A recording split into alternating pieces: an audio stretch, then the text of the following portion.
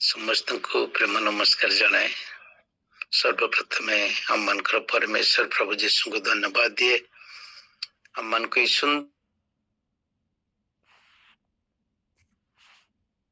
जीवाई धन्यवाद दिए। बिना भाई को, वीरेंद्र भाई को, मधुता दीदी को, जो मैंने आज बड़े दिन रे मत बाची प्रभुंकर वाक्य प्रकाश करने धन्यवाद दिए। आपण मान समस्त को जिते जन आज उपस्थित अच्छा आम समस्ते प्रभु नाम रे एकाठी होइछे। प्रभुंकर वाक्य आज मु प्रत्येक को कौन कहबो बोली शुणिबा को माने समस्त अपेक्षा करि अछु। हमने भक्त मध्य को जीवा पूर्व मु प्रभु चरण तले निजको समर्पित करने को चाहे। हमने समस्त निज निजको समर्पित हवा। आए आमकर प्रेमिक परमेश्वर धन्यवाद प्रशंसा गौरव तुमरो बापा। तुम्हें वाक्य रूपे परमेश्वर जे कि वाक्य द्वारा आम को प्रतिदिन कथा कही था। ये प्रातः काल तुम्हें आम को स्पर्श कर कथा कही था, उद्योगी कर कारण तुम्हें चाहो मैंने वाक्य वृद्धि लाभ करो। प्रभु तुम चरण तले आम निजको समर्पित करुछु। आज तुम्हें आम को नूतन भाव कथा कह जपरी आम तुम से वाक्य आहरी उद्दीपित हेबो। तुम आत्मार अभिषेक दियो बापा। पवित्र आत्मा द्वारा मो प्रत्येक अंतर को खोली दियो। आम को तुम्हें कथा कह बापा। मत लुचाओ पुणी मो मुख दे तुम्हें कथा कह। कारण प्रभु तुम्हें आज कौन कह तो आम अपेक्षा कर शुणबू बोली आम कर्ण को खोली दियो, मो अंतर को खोली दियो, पुणी कथा कह बापा। ये छोट भिक्षा प्रभु जीशु नाम रे मागुछु। आमीन। Praise the Lord. आज जो अंश माने वाक्य मध्य जीव आपण मैंने समस्ते पाइबे। मार्क लिखित सुसमाचार तार 7 पर्व 24 रु 30 पुणी से माथ्यू आउथर देखा 15 पर्व 21 रु 26 एपरी लेखा जाए।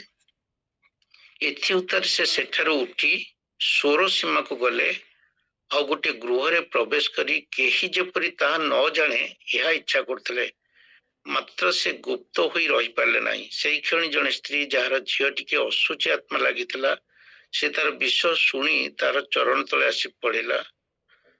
से सुरोफनिकिया जातिर जने ग्रीक स्त्री लोक थिला। तार झियोटारु भूत छड़ाइबा निमंते से ताको अनुरोध करबाको लागिला। सेथिरे से ताहांकु कहिले प्रथमे संतान मान को तृप्त हेबा को दियो, कारण संतान मान को आहार नहीं कुकुर मान को पाखरे पकाइबा उचित नुहे।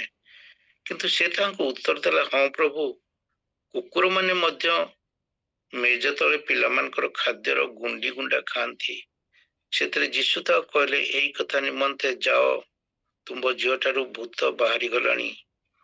पुणी से घर को जाई पिलाटी सेजरे शोइथिबा भूत बाहरी जाइथिबा देखिला।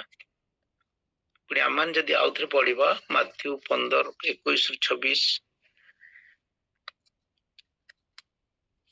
एटार एपर लेखा जाए। यीशु से स्थान रु अंतर होई सोर और सीदन अंचल को प्रस्थान कले।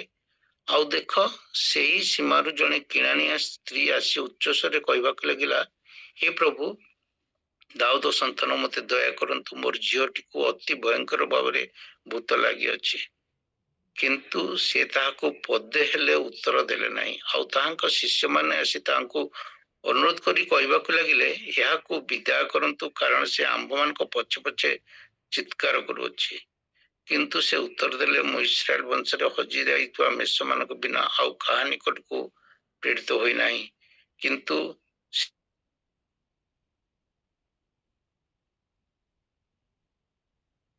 स्त्री आसी ताहांको प्रणाम करी कहबाक लगला, हे प्रभु, बाहर नहीं कुकुर मान को पाखरे पकाइबा उचित नुहे।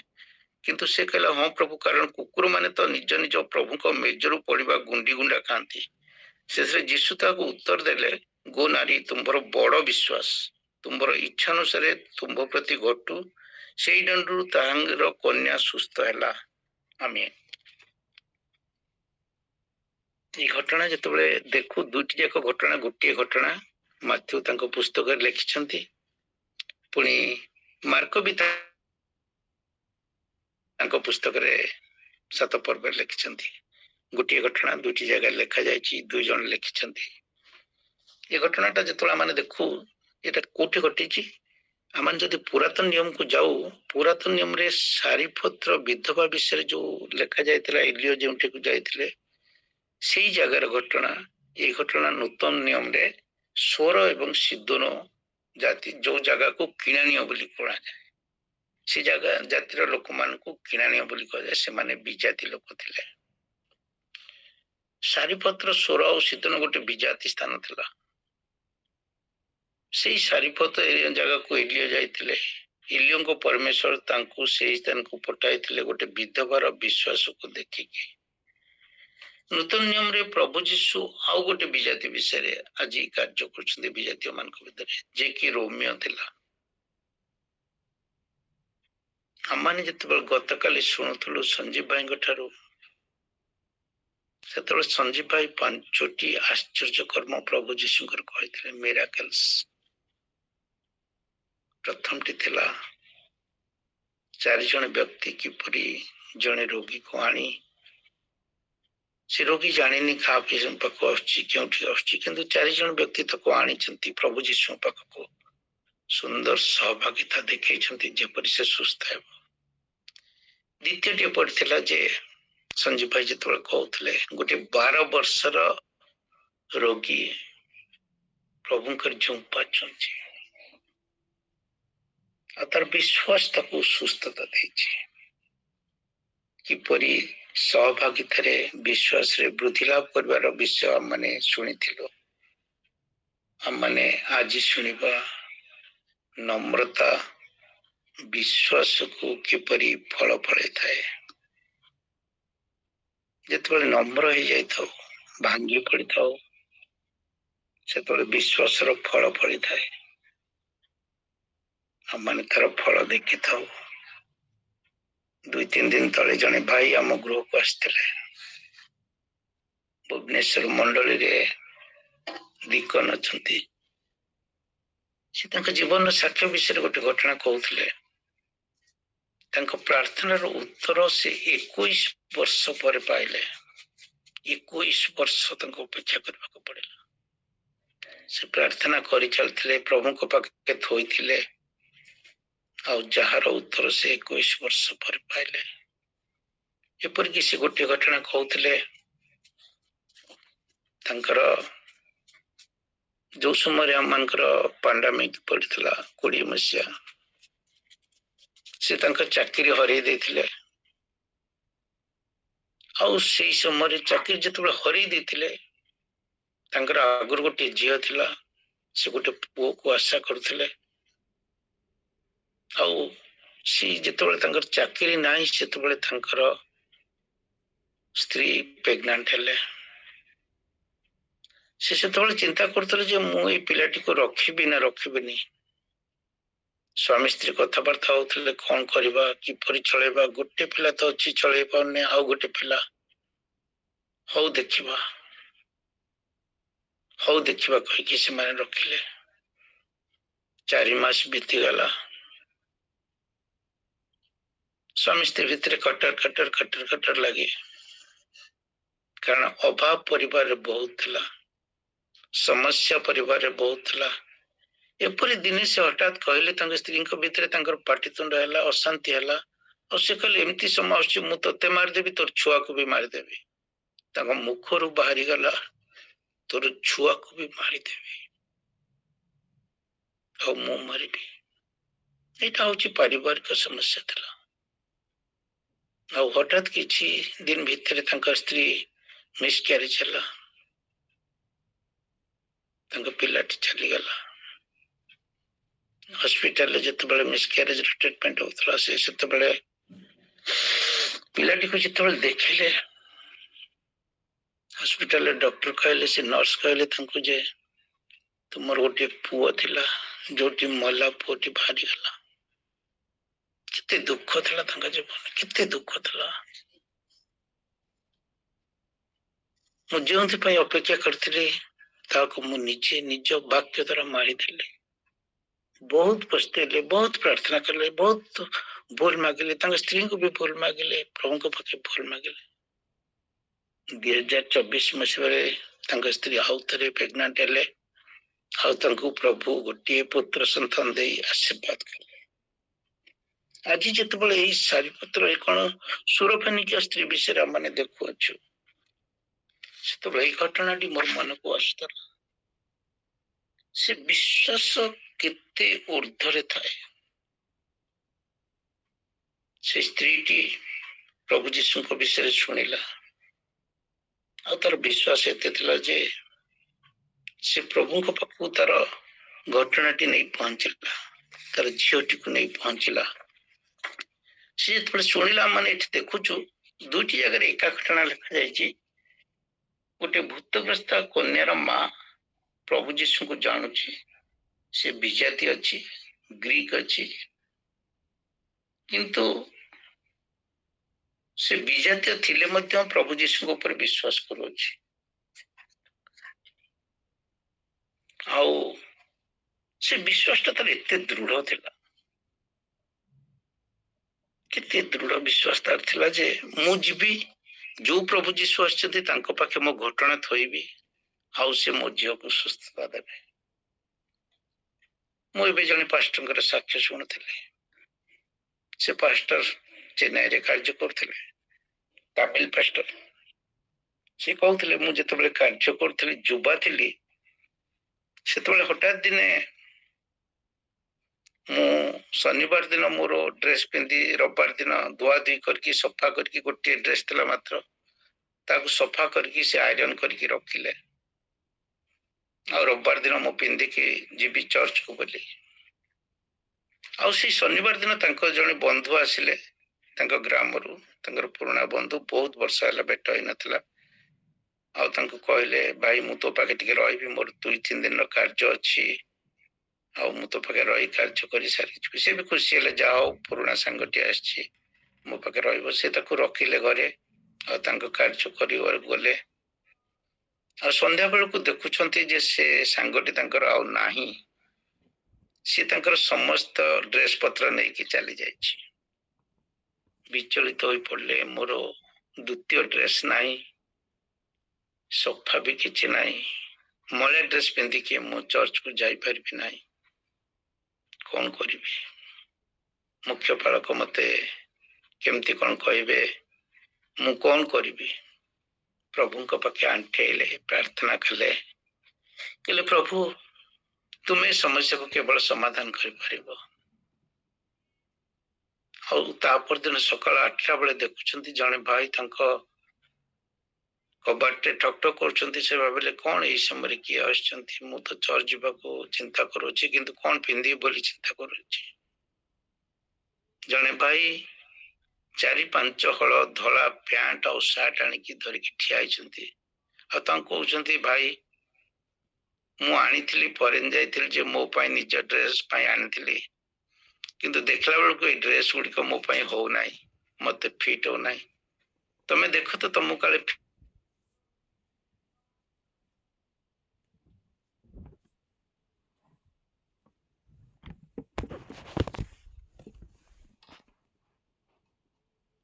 ଆଉ ସେ ସ୍ୱପ୍ନ ପାଇଁ ନିଜ ଜୀବନ ଭୂକ୍ଷେପ କରିନଥିଲା। ଆଉ ସେ ସ୍ୱପ୍ନରେ ଜଣେ ଅଜଣା ଈଶ୍ୱର, ଯାହାଙ୍କୁ ସେ ଜାଣିନାହାନ୍ତି, ସେ ଈଶ୍ୱରଙ୍କର ସ୍ୱର ଶୁଣିଥିଲା। ଆଉ ସେ ଭାବୁଥିଲା ଯେ ଏଲିଓ ଯେତେବେଳେ ତାଙ୍କ ବିଶ୍ୱାସ ଆସିଥିଲେ ଆଉ ତାଙ୍କ ଜୀବନରେ ଖୁସି ଭରି ଦେଇଥିଲେ, ତାଙ୍କୁ ଈଶ୍ୱର ଆଶ୍ଚର୍ଯ୍ୟ ଭାବରେ ଅନୁଗ୍ରହ କରିଥିଲେ। କାରଣ ସେଇ ସମୟରେ ଏଲିଓ ଯାଇଥିଲେ ଆଉ ସେ ଲାଷ୍ଟ ଖାଦ୍ୟ ଖାଇବା ପୂର୍ବରୁ ତାଙ୍କୁ ରକ୍ଷା କରିଥିଲେ। ଈଶ୍ୱର ସେଇ ସ୍ତ୍ରୀ ଲୋକର ବିଶ୍ୱାସକୁ ଦେଖିଥିଲେ ଆଉ ସେଥିଯୋଗୁଁ ଏଲିଓକୁ ପଠେଇଥିଲେ। ମୋ ଜୀବନରେ ମଧ୍ୟ ସେମିତି ଘଟୁ, ମୋ ଛୁଆ, ମୋର ଝିଅ କିପରି ସୁସ୍ଥତା ପାଇବ, ଆରାମ ପାଇବନି, ସୁସ୍ଥତା ପାଇବ। ମୋ ପାଖକୁ ପ୍ରଭୁ ବୋଧେ ଆସିଛନ୍ତି। ଆପଣ ମାନେ ଦେଖିଥିବେ, ଶୁଣିଥିବେ, ମୁଁ ଭାବୁଛି ଆପଣ ମାନେ ସମସ୍ତେ ଶୁଣିଥିବେ, ଆମମାନଙ୍କ ମଧ୍ୟରେ ପଦ୍ମିନୀ ଭଉଣୀ ବସନ୍ତି, ତାଙ୍କର ସାକ୍ଷ୍ୟ ଆପଣ ମାନେ ଶୁଣିଥିବେ। ଏଇପରି ୟାଠୁ ଗୋଟେ କଷ୍ଟକର ଅବସ୍ଥା ଦେଇ ସେ ଯାଉଥିଲେ। ସେ ଯେତେବେଳେ ପ୍ରଥମ ଜଏନ କଲେ, ସେତେବେଳେ ମା ମାନଙ୍କ ସଭାରେ ଜଏନ କରିଥିଲେ, ଆଉ ମୁଁ ସେଟା ଶୁଣି ନଥିଲି। ମୋର ରତ୍ନା ଭଉଣୀ ମତେ କହିଲେ, ଆରେ ଆଜି ତମେ ଶୁଣିବ ଆଉ ଗୋଟେ ସୁନ୍ଦର ସାକ୍ଷ୍ୟ ଦଉଛନ୍ତି। ମୁଁ ଅପେକ୍ଷା କଲି ସେଦିନ। ଆଉ ସେଇ ମା ମାନଙ୍କ ସଭାରେ ସେ ପ୍ରଥମେ ଯେତେବେଳେ ସାକ୍ଷ୍ୟ ଦଉଥିଲେ ଶୁଣୁଥିଲି ତାଙ୍କର ସାକ୍ଷ୍ୟ। କେତେ କଷ୍ଟକର ଅବସ୍ଥା ଦେଇ ପଦ୍ମିନୀ ବଣି ଯାଇଥିଲେ। ଆଜି ସେ ପାଳକୀୟ କାର୍ଯ୍ୟ କରନ୍ତି, ପ୍ରଭୁଙ୍କର ବାକ୍ୟ ଅନେକ ପାଖରେ ବାଣ୍ଟନ୍ତି। ଗତ ଦିନରେ ଆମେ ଶୁଣୁଥିଲେ ତାଙ୍କର ସାକ୍ଷ୍ୟ ଯେ କିପରି ଆଶ୍ଚର୍ଯ୍ୟ ଭାବରେ ପ୍ରଭୁ ତାଙ୍କୁ ଡେରାଡୁନରେ ପଢିବାର ସୁଯୋଗ ଦେଲେ। ଗୋଟେ ପଇସା ତାଙ୍କ ପାଖେ ନଥିଲା, ଆଉ ପ୍ରଭୁ ତାଙ୍କୁ ଆଶ୍ଚର୍ଯ୍ୟ ଭାବରେ ସୁଯୋଗ ଦେଲେ। ଆମମାନେ ଏଠାରେ ଦେଖୁଛେ ସେ କିଣନ ସ୍ତ୍ରୀ ଖବର ପାଇଛି ପ୍ରଭୁ ଯୀଶୁ ଆସିଛନ୍ତି, ଆଉ ସେ ଦୌଡ଼ିକି ଆସୁଛି ଆଉ ଚିତ୍କାର କରୁଛି। ସେ ହୁଏତ ଶୁଣିଥିଲା ଯେ ବାଟିମା ଅନ୍ଧ କିପରି ଡାକିଥିଲା, ଦାଉଦ ସନ୍ତାନ ଯୀଶୁ ମତେ ଦୟା କର, ଦାଉଦ ସନ୍ତାନ ମତେ ଯୀଶୁ ଦୟା କର। ଆଜି ସେ ବି ସେମିତିଆ ଡାକୁଛି। ଆମେ ଯେତେବେଳେ ଦେଖୁଛୁ ସେଇ ମାଥ୍ୟୁ 15 ପର୍ବରେ ସେଟା ସେ କହୁଛନ୍ତି, ଆମେ ଦେଖୁଛୁ ସେ କହୁଛନ୍ତି ମତେ ଦୟା କରନ୍ତୁ, ମୋର ଝିଅଟିକୁ ଅତି ଭୟଙ୍କର ଭୂତ ଲାଗିଛି। କିନ୍ତୁ ଦେଖୁଛୁ ଆମେ ସେଇ 23 ପଦରେ 15-23 ପଦରେ କିନ୍ତୁ ସେ ତାହାକୁ ପଦେ ହେଲେ ଉତ୍ତର ଦେଲେ ନାହିଁ। ଅନେକ ସମୟରେ ଆମମାନେ ଉତ୍ତର ପାଇନଥାଉ। ଅନେକ ସମୟରେ 21 ବର୍ଷ ପରେ ଯେପରି ଭାଇ ମତେ କହୁଥିଲେ ଉତ୍ତର ପାଇଲେ, ସେପରି ଆମମାନଙ୍କୁ 21 ବର୍ଷ ବହୁତ ବର୍ଷ ଅପେକ୍ଷା କରିବାକୁ ପଡିଥାଏ। ସେଦିନ ସେ ମାଟି କହୁଛି ଦାଉଦ ସନ୍ତାନ ମତେ ଦୟା କରନ୍ତୁ, ମୋର ଝିଅଟିକୁ ଅତି ଭୟଙ୍କର ଭାବରେ ଭୂତ ଲାଗିଅଛି। କିନ୍ତୁ ସେ ପଦେ ହେଲେ ଉତ୍ତର ଦଉନାହାନ୍ତି। ଆଉ ତାଙ୍କ ଶିଷ୍ୟମାନେ ଆସି ତାଙ୍କୁ ଅନୁରୋଧ କରି କହୁଛନ୍ତି ଏହାକୁ ବିଦାୟ କରନ୍ତୁ, କାରଣ ଏ ଆମର ପଛେ ପଛେ ଚିତ୍କାର କରୁଛି। ତାର ଚିତ୍କାରକୁ ଶିଷ୍ୟମାନେ ସହି ପାରୁନାହାନ୍ତି, ତାକୁ ଆଲାଉ କରୁନାହାନ୍ତି ପ୍ରଭୁ ଯୀଶୁଙ୍କ ପାଖକୁ ଆସିବାକୁ। ପ୍ରଭୁ ଯୀଶୁ ଶୁଣୁଛନ୍ତି, ଠିକ ଭାବରେ ଶୁଣିଛନ୍ତି, କିନ୍ତୁ ପଦେ ହେଲେ ଉତ୍ତର ଦେଉନାହାନ୍ତି। କାହିଁକି? ସେ ଡାକୁଛି ଯେମିତି ବାଟିମା ଅନ୍ଧ ସନ୍ତାନ ମତେ ସାହାଯ୍ୟ କର, ଆଜି ବି ସେ ସେମିତି ଡାକୁଛି ଦାଉଦ ସନ୍ତାନ ମତେ ଦୟା କର। ସେ ଡାକିବାରେ କଣ ଗୋଟେ ଅସୁବିଧା ଥିଲା। ସେଇ ସମୟରେ ପ୍ରଭୁ ଯୀଶୁ ଯେତେବେଳେ ନୀରବ ରହୁଛନ୍ତି ସେ ଦେଖୁଛନ୍ତି, ସେ ଡାକୁଛି ସୁସ୍ଥତା ହବାକୁ, କିନ୍ତୁ ତାର ଗୋଟେ ଜିନିଷ ଅଭାବ ଥିଲା। ସେ ଅଭାବଟା କଣ ଥିଲା ସେ ସ୍ତ୍ରୀ ଲୋକଟି ବୁଝି ପାରିଥିଲା। ଆମେ ତା ପଦ ପର୍ବରେ ଦେଖୁଛୁ ସେଠାରେ କଣ ଲେଖାଯାଉଛି, କିନ୍ତୁ ସେ ଉତ୍ତର ଦେଲେ ମୁଁ ଇସ୍ରାଏଲ ବଂଶର ହଜି ଯାଇଥିବା ମେଷମାନଙ୍କୁ ବିନା ଆଉ କାହା ନିକଟକୁ ପ୍ରେରିତ ହୋଇନାହିଁ। କେତେବେଳେ ତାଙ୍କର ସେଇ ନୀରବତା ଭାଙ୍ଗୁଛି ଯେତେବେଳେ ସେ ତାଙ୍କୁ ପ୍ରଭୁ ବୋଲି ସ୍ୱୀକାର କରୁଛି, ଯେତେବେଳେ ସେ ତାଙ୍କୁ ଚିନ୍ତା କରୁଛି ଯେ ମୁଁ ତ ପ୍ରଭୁ ଯୀଶୁଙ୍କର ଦୟା ମାଗୁଛି। ସେ କ୍ରୋଧରେ ଧୀର ଅତ୍ୟନ୍ତ ଦୟାଳୁ ପରମେଶ୍ୱର, ଯେପରି ଗୀତ ସଂହିତାରେ ଲେଖାଯାଏ 145:7-8ରେ, ସେ ତ କ୍ରୋଧରେ ଧୀର ଅତ୍ୟନ୍ତ ଦୟାଳୁ ପରମେଶ୍ୱର।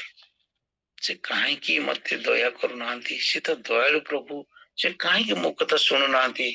ଆଜି ଆମେ ମଧ୍ୟ ବହୁତ ଚିତ୍କାର କରୁ, ଲାଗେ ପ୍ରଭୁ ଆମର ପ୍ରାର୍ଥନା ଶୁଣୁନାହାନ୍ତି, ଲାଗେ ଆମମାନଙ୍କ ପ୍ରଭୁ ବୋଧେ ଆମମାନଙ୍କୁ ଭୁଲୁ ନାହାନ୍ତି, ଭୁଲି ଯାଇଛନ୍ତି, ଆମମାନଙ୍କର କଥା ତାଙ୍କ କାନରେ ପଡୁନି। ସେ ସ୍ତ୍ରୀ ମଧ୍ୟ ସେଇପରି ଭାବିଥିବ, ସମସ୍ତଙ୍କର ପ୍ରାର୍ଥନା ଶୁଣୁଛନ୍ତି, ପାତ୍ର ଅନ୍ତର କରନ୍ତି ନାହିଁ ବୋଲି ଶୁଣିଥିଲି। ଆଜି କାହିଁକି ଏ ପାତ୍ର ଅନ୍ତର?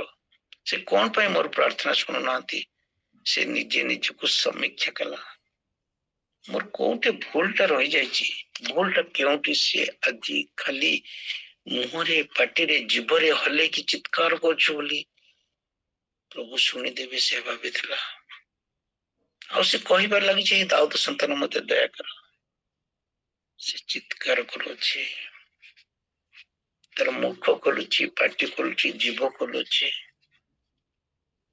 କିନ୍ତୁ ଅନ୍ତର ଭିତରେ ସେ ସମର୍ପିତ ହୋଇନାହିଁ, ଯୀଶୁଙ୍କୁ ପ୍ରଭୁ ବୋଲି ସ୍ୱୀକାର କରିନାହିଁ। ସେ ଚିନ୍ତା କଲା ପ୍ରଭୁଙ୍କ ପାଖକୁ ମୁଁ ଖାଲି ହାତରେ ଆସିଛି, ତାଙ୍କୁ କଣ ଦିଆଯାଇଥାଏ ତା ମଧ୍ୟ ଜାଣିନି। ସେ ତ ଟଙ୍କା ନିଅନ୍ତିନି, ସେ ତେଲ ନିଅନ୍ତିନି, କଣ ନିଅନ୍ତି? ତା ମଧ୍ୟରେ ଏକ ଚିନ୍ତା ଆସିଲା, ସେ ଇସ୍ରାଏଲ ପରମେଶ୍ୱର ଆରାଧନା ନିଅନ୍ତି।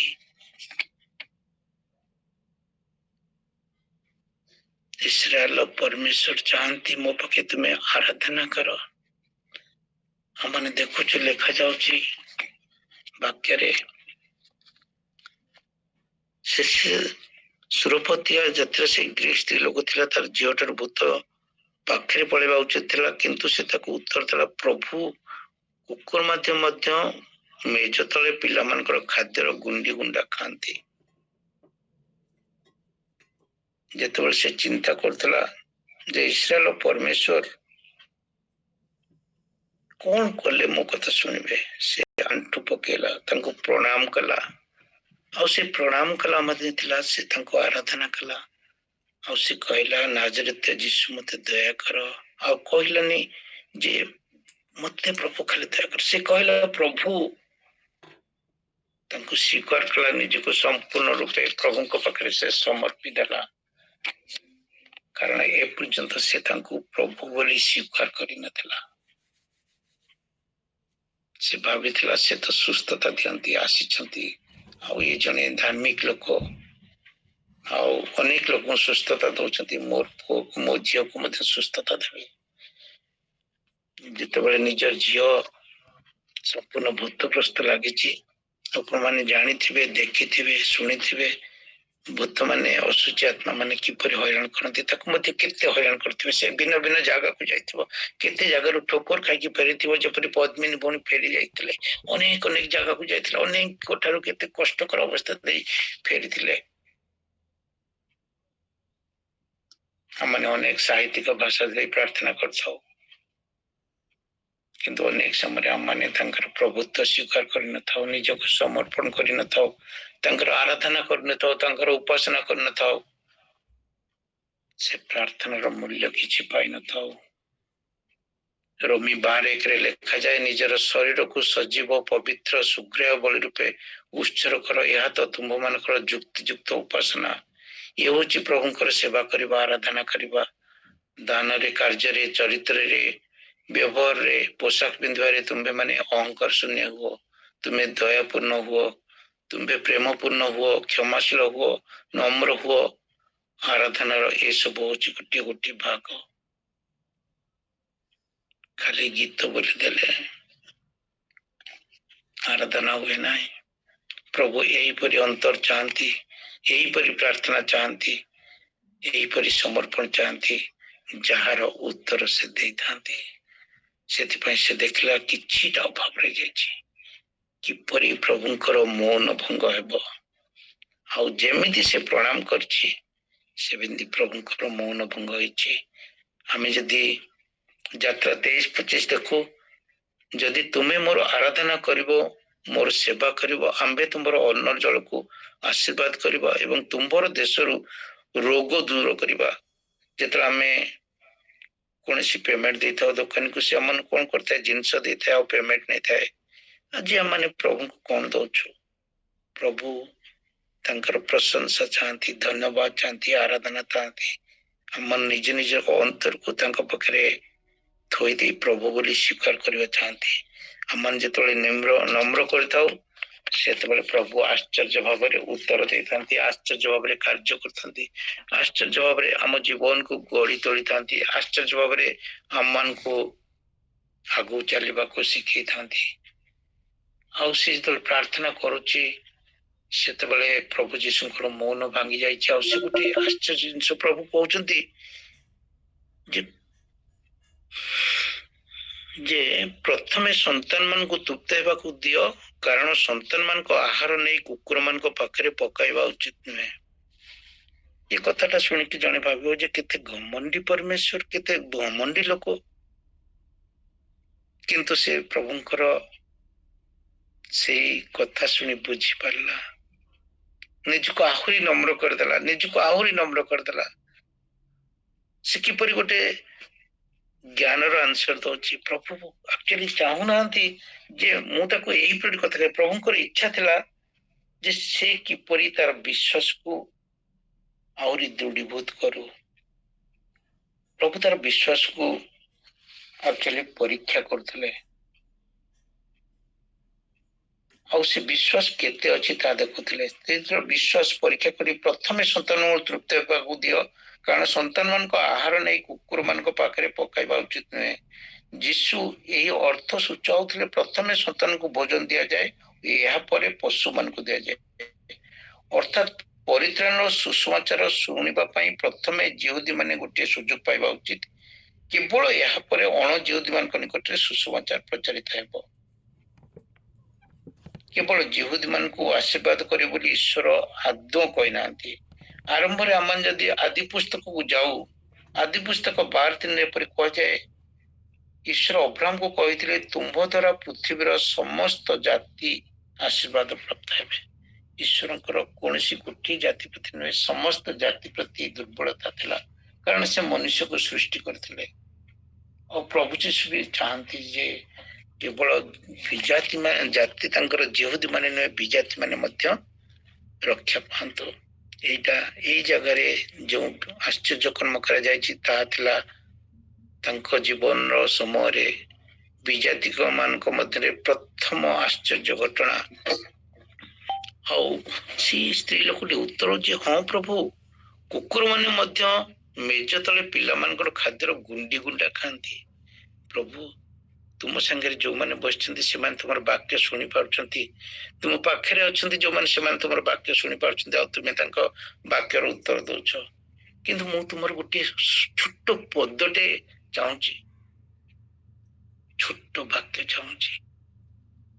ସେଇ ଗୁଣ୍ଡି ଗୁଣ୍ଡା ଯାହା ତୁମଠାରୁ ପଡି ଯାଇଥାଏ, ସେ ବାକ୍ୟ ଯାହା ତୁମର ଆମମାନଙ୍କ ପାଖରେ ପହଞ୍ଚିଥାଏ, ଛୋଟ ବାକ୍ୟ ଯାହାକି ମୋର ଝିଅକୁ ସୁସ୍ଥତା ଦେବ। ପ୍ରଭୁ ଯୀଶୁ ଜ୍ଞାନରେ କହିଥିଲେ। ଆଉ ଏଠି ସେ ସ୍ତ୍ରୀ ଲୋକଟି ମଧ୍ୟ ମୂର୍ଖ ଭଳି ଉତ୍ତର ଦେଇନଥିଲା, ଚତୁରତାର ସହିତ ଉତ୍ତର ଦେଇଥିଲା। ସେ କହିଲା, ହେ ପ୍ରଭୁ, ସନ୍ତାନ ମାନଙ୍କ ମେଜରେ ଥିବା ରୁଟି ସେମାନେ ଖାଆନ୍ତି, ସନ୍ତାନ ମାନେ ଖାଆନ୍ତି। ମେଜ ଉପରର ଅଧିକାର ହଉଛି ସେମାନଙ୍କର। ସେମାନେ ତୁମ ପାଖରେ ବସି ସୁସମାଚାର ଶୁଣୁଛନ୍ତି, ସମ୍ପୂର୍ଣ୍ଣ ସୁସମାଚାର ସେମାନେ ଶୁଣୁଛନ୍ତି। କିନ୍ତୁ ପ୍ରଭୁ, ମତେ ଟିକେ ଦୟା କର, ମୁଁ ଟିକେ ସୁସମାଚାର ଶୁଣେ। ମୁଁ ଅପେକ୍ଷା କରିଛି ସେଇ ସୁସମାଚାର ମୋ ଝିଅକୁ ସୁସ୍ଥତା ଦେବ, ମୋ ଝିଅକୁ ଆଶ୍ଚର୍ଯ୍ୟ ଭାବରେ କାର୍ଯ୍ୟ କରିବ। ଯାହା ପଡିଯାଉଛି ତଳେ କୁକୁର ମାନେ ଖାଆନ୍ତି, ସେଇଭଳି ମୁଁ ତୁମ ପାଖେ ନମ୍ର ହଉଛି ପ୍ରଭୁ। ମୁଁ ତୁମ ପାଖେ ବିଶ୍ୱସ୍ତ ହଉଛି ପ୍ରଭୁ। ତୁମେ ସେ ଗୁଣ୍ଡି ଗୁଣ୍ଡା ପଡିଥିବାକୁ ମୋ ପିଲାମାନଙ୍କୁ ଖାଇବାକୁ ଦିଅ, ମୋ ଝିଅକୁ ଖାଇବାକୁ ଦିଅ। ଆଉ ମୁଁ ତା ଅପେକ୍ଷା କରିଛି। ଆଉ ପ୍ରଭୁ ଯେତେବେଳେ ଏଇ କଥା ଶୁଣୁଛନ୍ତି, ତାକୁ କହୁଛନ୍ତି, ଶେଷରେ ଯୀଶୁ ତାକୁ କହିଲେ, ଏଇ କଥା ନିମନ୍ତେ ଯାଅ, ତୁମ୍ଭର ଝିଅ ଠାରୁ ଭୂତ ବାହାରି ଗଲାଣି। ପ୍ରଭୁ ସେଇ ସ୍ତ୍ରୀ ଲୋକଠାରେ କେତେ ଆଶ୍ଚର୍ଯ୍ୟ ବିଶ୍ୱାସ ଦେଖିଲେ। କେବଳ ବିଶ୍ୱାସ ଦେଖିଲେ ନାହିଁ, ନମ୍ରତା ଦେଖିଲେ। ଯେତେବେଳେ ସେ ପ୍ରଭୁଙ୍କ ପାଖରେ ନିଜକୁ ସମର୍ପି ଦେଲା, ପ୍ରଭୁଙ୍କୁ ପ୍ରଭୁ ବୋଲି ସ୍ୱୀକାର କଲା, ସେତେବେଳେ ପ୍ରଭୁ ନିଜର ମୌନ ଭାବ ଭାଙ୍ଗିଦେଲେ। ପ୍ରଭୁ ସମୟ ଥିଲା ଉତ୍ତର ଦେଇନଥିଲେ, ଉତ୍ତର ଦଉନଥିଲେ। କିନ୍ତୁ ସ୍ତ୍ରୀ ଲୋକଟି ଏତେ ଚତୁର ଥିଲା, ଏତେ ଜ୍ଞାନୀ ଥିଲା, ଏତେ ବୁଦ୍ଧିମାନ ଥିଲା। ପ୍ରଭୁଙ୍କର ପ୍ରଶ୍ନର ଉତ୍ତର ସେ ଆଶ୍ଚର୍ଯ୍ୟ ଭାବରେ ଆଉ କେତେ ନମ୍ର ଭାବରେ ଦେଇଥିଲା। ଆଉ ତାର ସେଇ ନମ୍ରତା ଦେଖି ପ୍ରଭୁ ବଦଳି ଯାଇଥିଲେ। ପ୍ରଭୁ ଚିନ୍ତା କଲେ, ତାର ବିଶ୍ୱାସକୁ ପରୀକ୍ଷା କରୁଥିବା ପରମେଶ୍ୱର ଦେଖିଲେ ଯେ ଇଏ କେତେ ନମ୍ର ହୋଇଛି, କେତେ ନିଜକୁ ଭାଙ୍ଗି ଦେଇଛି। ଯାହା ଫଳରେ ପ୍ରଭୁ ସେଦିନ ଆଶ୍ଚର୍ଯ୍ୟ କର୍ମ କଲେ। ଗତକାଲି ଆମେ ଯେତେବେଳେ ବିଜୁ ଭାଇଙ୍କଠୁ ସଞ୍ଜୀବ ଭାଇଙ୍କଠୁ ଶୁଣୁଥିଲୁ, ସେତେବେଳେ ଦେଖୁଥିଲୁ ପ୍ରଭୁ କୋଉ ସମୟରେ ସବୁ କାର୍ଯ୍ୟ କରୁଛନ୍ତି। ଯେତେବେଳେ ମନୁଷ୍ୟ ନମ୍ର ହେଇଯାଉଛି, ମନୁଷ୍ୟ ନିଜକୁ ଭାଙ୍ଗି ଦଉଛି, ମନୁଷ୍ୟ ନିଜର ଭୁଲ ସ୍ୱୀକାର କରୁଛି, ପାପ ସ୍ୱୀକାର କରୁଛି, ସେତେବେଳେ ପରମେଶ୍ୱର ଗୋଟେ ନୂତନ ଆଶ୍ଚର୍ଯ୍ୟ କର୍ମ କରୁଛନ୍ତି। ପରମେଶ୍ୱର ନୂଆ ଭାବରେ ଗଢୁଛନ୍ତି, ଯେପରି ସେଇ ସ୍ତ୍ରୀ ଲୋକର ଜୀବନରେ ଘଟିଲା। ଆଉ ପୁଣି ସେ ଘରକୁ ଯାଇ ପିଲାଟି ଶେଯରେ ଶୋଇଥିବା ଓ ଭୂତ ବାହାରି ଯାଇଥିବା ଦେଖିଲା। ସେ ଯେତେବେଳେ ଦେଖୁଛି, ସେଇ ମୁହୂର୍ତ୍ତରୁ ପ୍ରଭୁ ଯୋଉ ମୁହୂର୍ତ୍ତରେ କହିଛନ୍ତି ଯାଅ, ସେଇ ମୁହୂର୍ତ୍ତରେ ସେ ଜାଣିଲା ଯେ ମୋ ପରମେଶ୍ୱର ମୋ ପ୍ରାର୍ଥନା ଶୁଣି ସାରିଛନ୍ତି। ଏହା ନିଶ୍ଚିତ ଘଟିବ ବୋଲି ସେ ବିଶ୍ୱାସ କରିଅଛି। ତାର କେତେ ଦୃଢ ବିଶ୍ୱାସ, ସେ ବିଶ୍ୱାସ ଏତେ ଦୃଢ ଥିଲା ଯେ ସେ ନିଜକୁ ନମ୍ର କରିଦେଇଥିଲା, ନିଜକୁ ଭାଙ୍ଗି ଦେଇଥିଲା, ନିଜକୁ ପରମେଶ୍ୱର ପାଖେ ଥୋଇ ଦେଇଥିଲା। ଯେତେବେଳେ ଆମମାନେ ଉତ୍ତର ପାଇନଥାଉ, ଉତ୍ତର ବହୁତ ଡେରି ହୋଇଥାଏ, ହୁଏତ ପରମେଶ୍ୱର ଇଚ୍ଛା କରନ୍ତି, ରେ ପୁଅ ରେ ଝିଅ, ତୁ ଯଦି ମୋ ଠାରୁ ଉତ୍ତମ ଜିନିଷ ଆଶା କରୁ, ବହୁତ ବଡ ଜିନିଷ ଆଶା କରୁ, ମୋର ଅନୁଗ୍ରହକୁ ଆଶା କରୁ, ମୋର ଦୟାକୁ ଆଶା କରୁ, ତାହେଲେ ତତେ ଗୋଟେ କାମ କରିବାକୁ ପଡିବ, ତତେ ନମ୍ର ହେବାକୁ ପଡିବ, ତତେ ନିଜକୁ ଭାଙ୍ଗିବାକୁ ପଡିବ, ତତେ ନିଜକୁ ମୋ ପାଖେ ସେଇ ଭଙ୍ଗା ଅନ୍ତରରେ ଥୋଇବାକୁ ପଡିବ। ତାପରେ ଯାଇ ମୁଁ ତତେ ନୂଆ ଭାବରେ ଗଢିବି, ତାପରେ ଯାଇ ତୁ ସମ୍ପୂର୍ଣ୍ଣ ସୁସ୍ଥତା ପାଇବୁ। ଅନେକ ସମୟରେ ଆମମାନେ ପ୍ରାର୍ଥନା କରିଥାଉ, କିନ୍ତୁ ଉପର ଠାଉରିଆ କରିଥାଉ, ମନୁଷ୍ୟ ଭିତରେ ଥିବା ଅହଙ୍କାରକୁ ଭାଙ୍ଗି ନଥାଉ, ନିଜ ଭିତରେ ଥିବା ସେଇ ମୁଁ ଭାବକୁ ଭାଙ୍ଗି ପାରିନଥାଉ। ଆମମାନେ ଭାବିଥାଉ, ହଁ ଏଠି ନହେଲେ ଆଉ କୋଉଠି ଚିନ୍ତା କରିବା, ହଁ ଆମମାନେ ଦେଖିବା ଆଉ କୋଉଠି ଚିନ୍ତା କରିବା। ଆମମାନେ ସେକେଣ୍ଡ ଥଟ୍ ରଖିଥାଉ। ପ୍ରଭୁ ଚାହାନ୍ତି ତୁମର ଗୋଟିଏ ଚିନ୍ତା ହେଉ, ମୋ ପାଖରେ ଆସିବ ଆଉ ମୁଁ ତୁମକୁ ବଦଳେଇ ଦେବି, ମୋ ପାଖକୁ ଆସିବ ମୁଁ ତୁମକୁ ପରିତ୍ରାଣର ସ୍ୱାଦ ଚଖାଇବି, ମୋ ପାଖକୁ ଆସିବ ନିଜକୁ ଭାଙ୍ଗିଲେ ମୁଁ ତତେ ନୂଆ ଭାବରେ ଗଢିବି, ମୋ ପାଖକୁ ଆସିବ ତୋ ପରିବାରରେ ମୁଁ ଶାନ୍ତି ଦେବି, ଆନନ୍ଦ ଦେବି, ମୋ ପାଖରେ ଆସିବ ମୁଁ ତୋ ପରିବାର ସମସ୍ତ ଅଭାବ ପୂର୍ଣ୍ଣ କରିବି, ମୋ ପାଖକୁ ଆସିବ ମୁଁ ତୋର ଭବିଷ୍ୟତର ଚିନ୍ତା କରିବି, ମୁଁ ତତେ ନୂଆ ଚାକିରି ଦେବି, ନୂଆ କାର୍ଯ୍ୟ ଦେବି, ତତେ ଆଶୀର୍ବାଦରେ ଭରିଦେବି, ତୋ ପରିବାରକୁ ଆଶୀର୍ବାଦରେ ଭରିଦେବି। ପ୍ରଭୁ ଅପେକ୍ଷା କରନ୍ତି ସବୁଦିନ ଆମେ ନିଜକୁ କେତେ ନମ୍ର କରି ବିଶ୍ୱାସରେ ଦୃଢ ରହୁ, ଯାହା ଫଳରେ ଆମମାନେ ବିଶ୍ୱାସର ଫଳ ଉତ୍ପନ୍ନ କରିବା। ପ୍ରଭୁ ଏଇ ଛୋଟ ବାକ୍ୟରେ ଆମ ପ୍ରତ୍ୟେକଙ୍କୁ ଆଶୀର୍ବାଦ କରନ୍ତୁ। ଆମେନ୍।